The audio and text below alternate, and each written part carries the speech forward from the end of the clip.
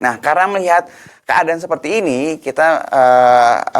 melihat bahwa secara observasi kita, seharusnya saham-saham yang punya corporate action, yang memang dia bergeraknya cukup resilient, itu yang akan mendapatkan perhatian pasar jauh lebih besar nih, my friends. Jadi, saham-saham yang kalau kita lihat, kita sebut resilient itu adalah ketika IHSG turun dalam, dia turun tapi nggak separah IHSG atau bahkan bisa membukukan return positif secara year to date, atau dia memang ada corporate action yang memang bisa mendapatkan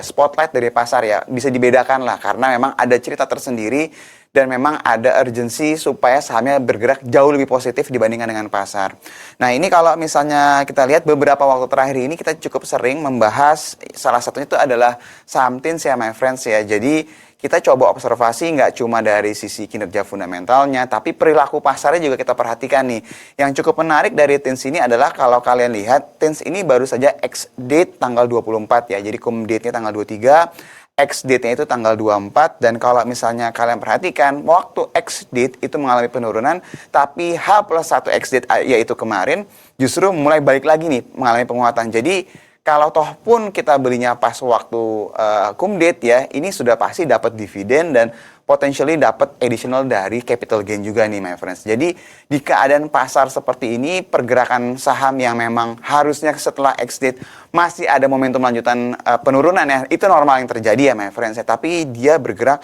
cukup abnormal nih kalau misal kita perhatikan ya. Dan mungkin sekedar mengingatkan buat my friends terkait dengan TINS ini, memang beberapa kali kita bahas, kita melihat bahwa kalau seandainya kita mencoba menyambungkan rally yang ada di global, yang berhubungan dengan AI, yang berhubungan dengan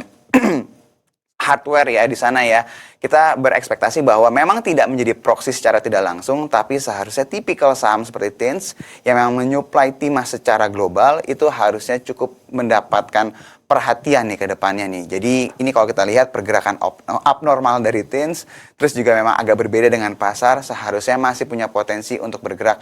positif nih dalam beberapa waktu ke depan.